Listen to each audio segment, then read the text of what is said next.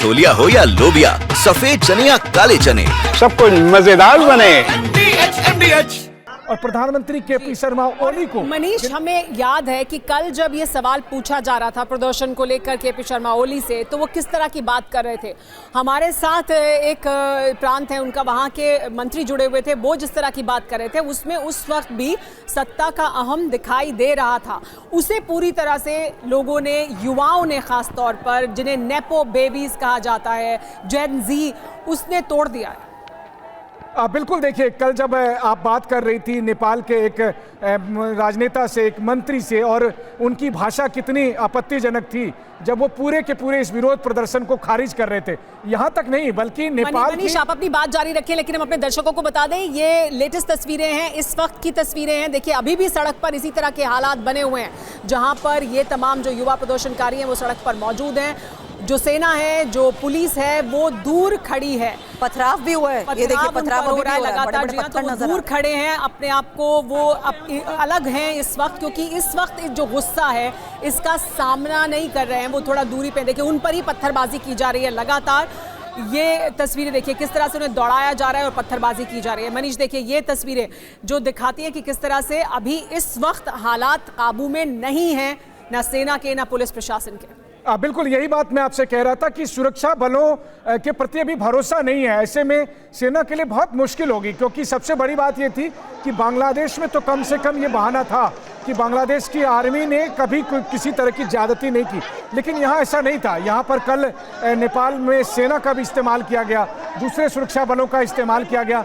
Police ने चुन चुन कर मासूमों के चेहरे पर, उसके सर पर गोलियां मारी थी, और इसलिए लोगों में बहुत गुस्सा था। आप सोचिए कोई भी व्यक्ति कितना व्यथित हो जाएगा जब वो देखेगा कि जिन बच्चों को स्कूल जाने की उम्र थी, जिनको कॉलेज जाने की उम्र थी, उनको चुन चुन कर गोलियां मारी गई थी। और इसीलिए जो तस्वीरें हम दिखा रहे हैं, उन तस्वीरों में आप देखिए कि किस तरह से सुरक्षा बलों को दौड़ाया जा रहा है, उन्हें पीटा जा रहा है, उनके हाथ से हथियार छीने जा रहे हैं। और मंत्रियों को तो कोई बात ही नहीं है। मंत्रियों को इस वक्त नेपाल की आर्मी ने हेलीकॉप्टर भेज कर रेस्क्यू किया है। उन्हें उनके घरों से, उनके दफ्तरों से वहां से निकाला गया और कुछ सुरक्षित ठिकाने पर लिया गया।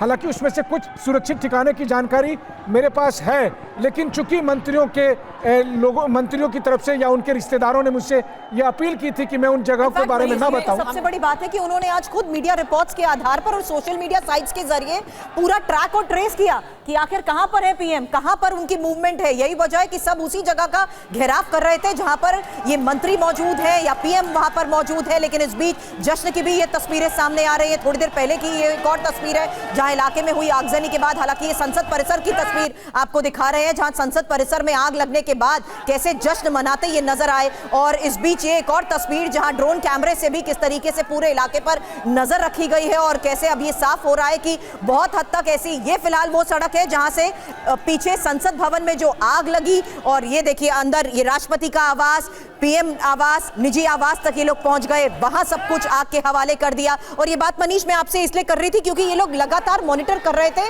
न्यूज को। ये लोग सोशल साइट्स के जरिए उनकी मूवमेंट्स को ट्रैक करते हुए ये कोशिश कर रहे थे कि जहां पर वो है वहीं का घेराव किया जाए।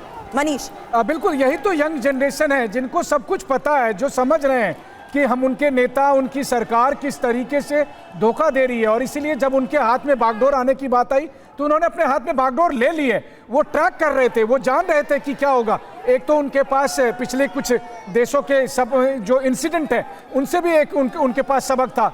जब हेलीकॉप्टर उन्हें दिखा, जब चाहे वो मीडिया के जरिए, सोशल मीडिया के जरिए, तो वो समझ गए कि अब सरकार हिल चुकी है, अब सरकार डर चुकी है, अब सरकार भागने के फिराक में। और इसीलिए उनका हौसला बढ़ा और संसद की तरफ गए। संसद में उसने आग लगाई और संसद पूरे देश को अपने कब्जे में ले लिया, जिसका परिणाम देखिए कि केपी शर्मा ओली को इस्तीफा देना पड़ा।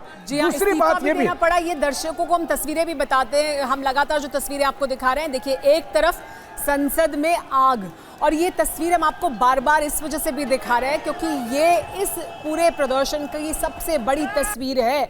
किस तरह से सरकार और सत्ता के खिलाफ लोगों का गुस्सा था और वो इस तरह से सामने आया है। संसद परिसर में इस तरह की आग लगते हुए आपने इससे पहले नहीं देखी होगी। दूसरी तरफ तस्वीर इस आग को लगाने के बाद जश्न मनाने की है, यानी इस आग के हवाले करने के बाद संसद परिसर को, संसद की इमारत को जश्न मनाते हुए ये तमाम जो युवा हैं वो दिखाई दिए।